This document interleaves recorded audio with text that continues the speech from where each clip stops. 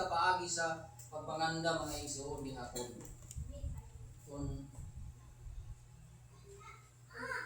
Unsay atong buhaton nga maandam kita. So sunda sa inyong Bible kaya akong basahon. Pinadaya Kapitulo 13, versikulo 1 hangtod sa versikulo 18. Kung nakita ko nga dihay migimaw sa dagat, usa ka mapintas nga mananap nga may napulo ka buok sungay o pito ka buok ulo, ug may napulo ka buok kurong-kurong diha sa iyang mga sungay, ug may mabugal-bugalon nga ngalan diha sa iyang mga ulo. Ug ang mapintas nga mananap nga akong nakita daw usa ka leopardo, ang iyang mga tiil murag mga tiil sa uso, ug ang iyang bakba murag bakba sa leon. O kaniya gihatag sa dragon ang iyang gahom ug ang iyang trono ug ang iyang dakong pagbulutan. Usa sa iyang mga ulo daw may samad nga ikamatay. Apa naayo ang iyang samad nga ikamatay ug ang mga tawo sa tibuok yuta sa kahibulong minunot sa mapintas nga mananap. Ug ang dragon gisimba sa mga tawo tungod kay ang mapintas nga mananap iya mang gihatagan og pagbulutan. Ug ang mapintas nga mananap ilang gisimba nga nanag-ingon, kinsa bay makasama sa mapintas nga mananap o kinsa bay makahimo sa pakigubat kaniya. Ug ang mapintas nga mananap gihatagan og bakba nga nagapanglitok sa mga pulong sa pagpangandak ug pagbugal-bugal, ug siya gitugutan sa pagpatuman sa iyang pagbulutan sulod sa kapatan og 2 ka bulan. Ug siya mibuka sa iyang bakba aron sa paglitok sa mga pagpasipala batok sa Dios, sa pagpasipala batok sa iyang ngalan o batok sa iyang puloy-anan kanila nga nanagpuyo sa langit. Siya gitugutan usab sa pagpakigubat batok sa mga balaan o sa pagdaog kanila. Kaniya gihatag ang kagahom aron iyang pagabutan ang tanang kabanayan o katawhan o pinulungan o kanasuran. Ug ang tanang na nagpuyo ug ang tanang nagapuyo sa yuta magasimba kaniya, tanan sila kinsang mga ngalan sa wala pa ang pagkatukod sa kalibutan, wala mahisulat sa basahon sa kinabuhi nga iya sa gipatay nga kordero. Ang adunay idulungog kinahanglan siya magpatalinghog niini.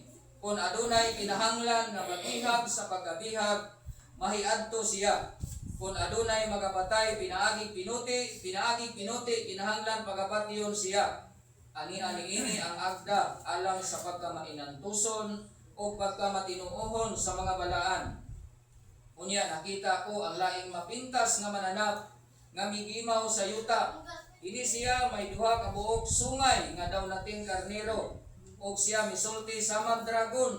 Ang tanang pagbulutan nga iya sa nahaunang mapintas nga mananap gihimo niya diha sa atubangan sa nahauna, ug nagasugo siya sa yuta ug sa mga nanagpuyo niini sa pagsimba sa nahaunang mapintas nga mananap.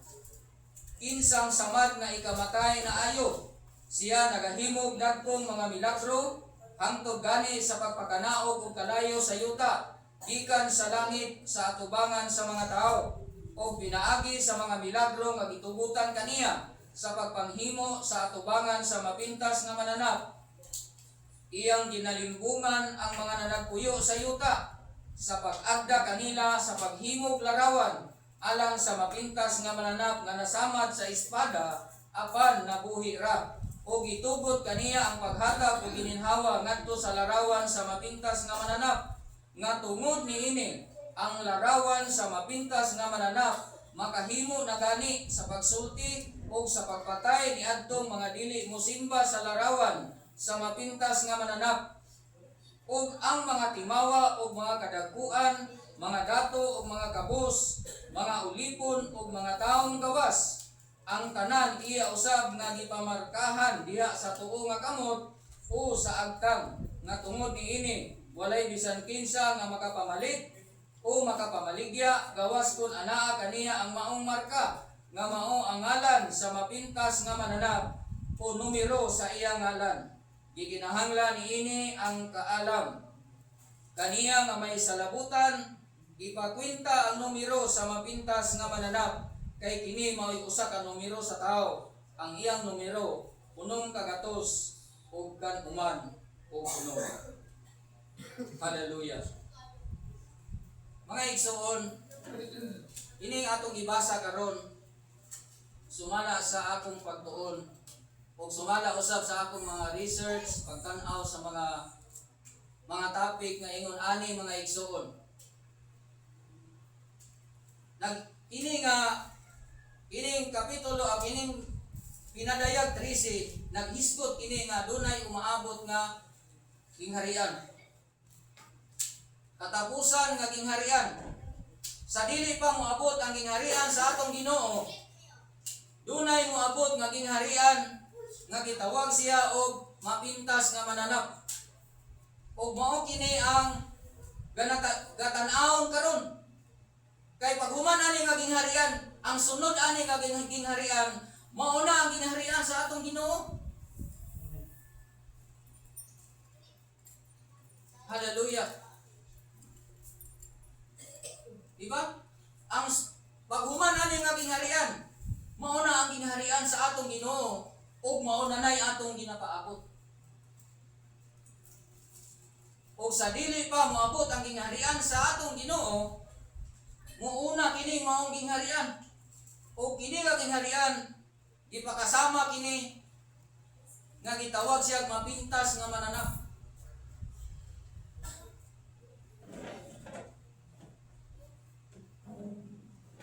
Hallelujah. Unya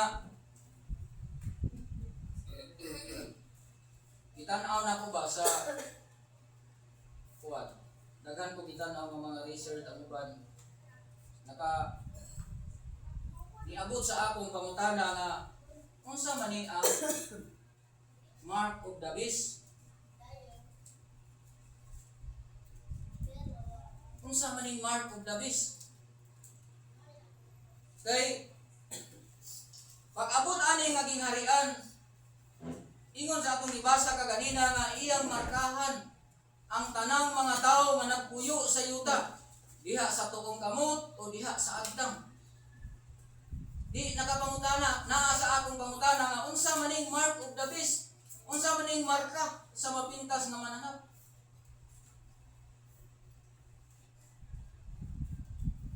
Daghan kaayo kog na research mga igsoon, daghan kaayo mga theory nga akong nakita dito. Ang uban miingon nga kuan daw kuno microchip. Ang uban pod na ako'y nabasahan dito nga lahi pod nga grupo nga ang marka sa mapintas nga mananap tawag po nila og Sunday Law.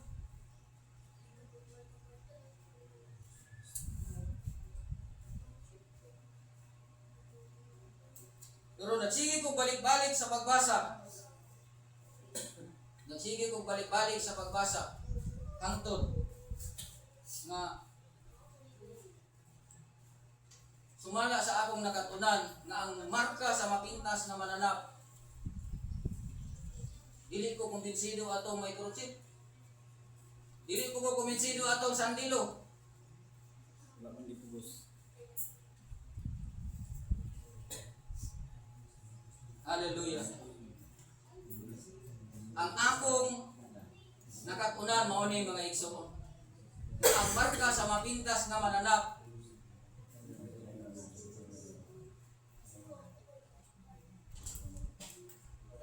doktrina kini nga pang relihiyon. Ingali magunahuna mo sa inyong kuan nganong sa ako ha personal nga ang marka sa mapintas nga mananap, doktrina kini nga pang relihiyon.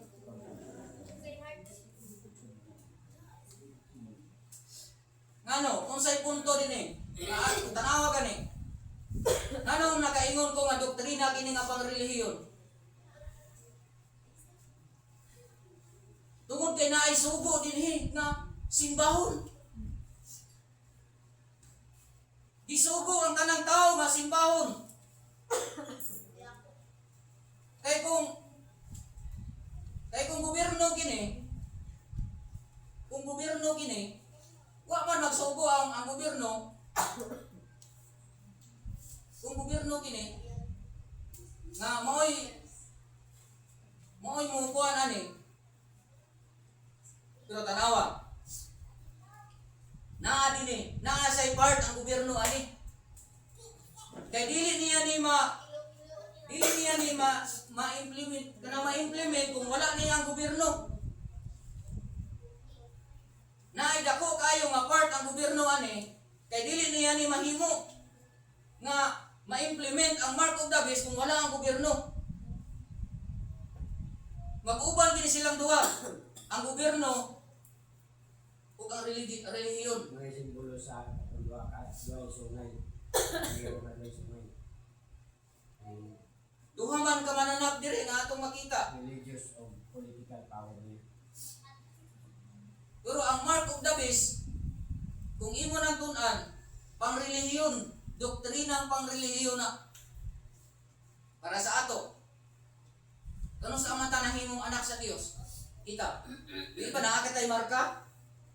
Di ba nasabtan nato na nga ang matag usa nga mituog midawat kang Kristo Jesus, nakadawat og katungod nga mahimong anak sa Dios? Sa diha nga nadungog nimo ang maayong balita, imarkahan ka sa Dios. Unsay marka sa Dios? Espiritu Santo. Ipiso kapitulo 1. Ba tanaw na to.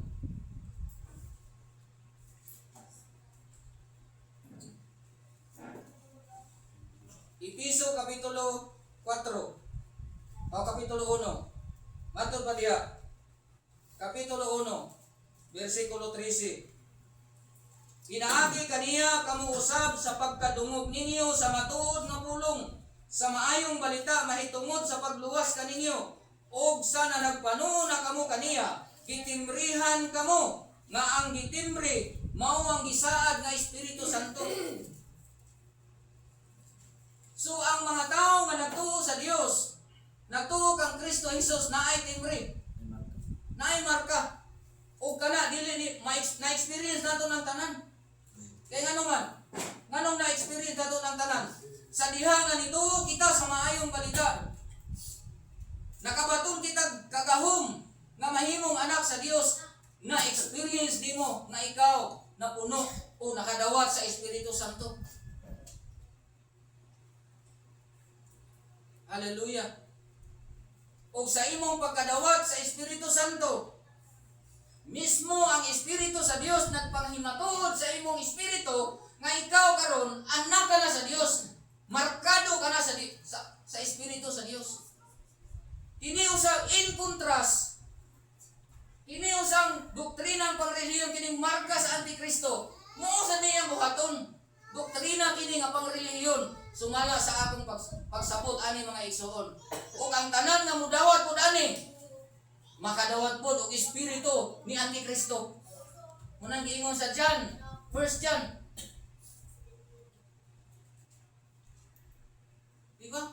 Doktrina kini nga pangrelihiyon. Pero dili niya ni mahimo kung wala ang gobyerno. Muna karon, usa sa mga world government nato karon, sa mga dagko nga nasod karon, usa sa ilang plano nga mahitabo gyud ang one world government o new world order. Kaya kung mahitabo na ang new world order, kontrolon ang mga tao. Diba? Karon gihinay-hinay na kita. Kada doon kita dito. Bisan asa transaksyon karon online. Oh. Napa ko'y nadungog nga ang nadungog nako nga moabot ang panahon kini gitawag og cashless society. Tanan nga mga transaksyon online. Oh, tinuod na. Kay karon lang gani na experience yun nako. Mag-loan ka sa SS online. Mag-loan ka sa Pag-ibig online. Magtransaksya ka sa bisan asa nga ahensya sa gobyerno online. Magrehistro ka sa motor, mag-renew ka sa imong driver's license online. Musulod ka diha sa ilang sistema. Mga igsoon. Hallelujah. So, usa sa akong pagpadasig karon mga igsoon nga dapat kanang ang atong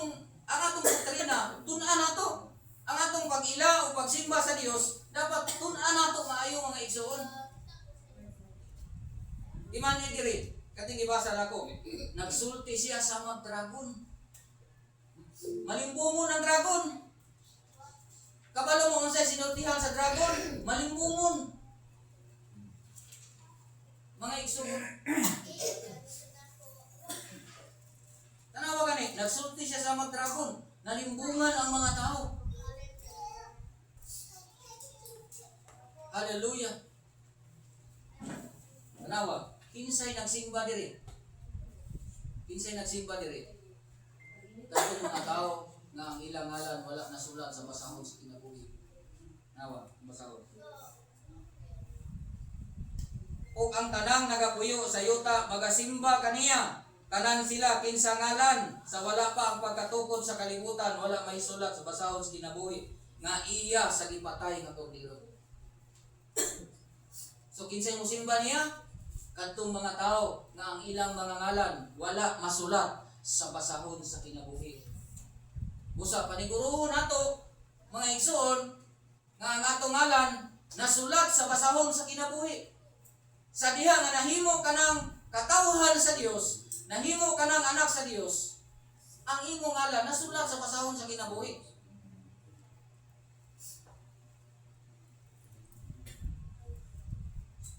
Diba? Kaingon ko ba nga, kaluoy kaayo sa mga magtotoo, ani nga panahon, magtago-tago. Na kay kwartas bangko, di mo gamit. Magamit nimo nga online man ang transaksyon, matrace man ka. Magpasakop mga ana nga gobyerno. Na kay mga property ana, bisan pag kung sa kadako imong property ana, di nimo na magamit. Niya wa pud kita kabalo. Mga igsuon. Napabataan na. Gabi kung naapataan na. Niya wa kitay vision. Wa kitay panglantaw nga uy moabot na kana, dapat mag-andam ko karon.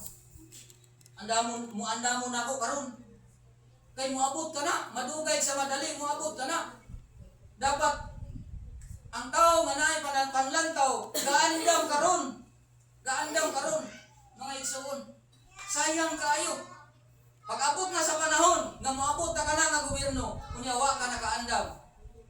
Matod pa sa kanta, mahayan mo man, ulahin na ang tanan. May buntag mga igsoon. Hinawat ko nga kini makatabang kanako. Makatabang kanato. Kay kini nakatabang gyud kini kanako mga igsoon nga dapat tunaan nato ni.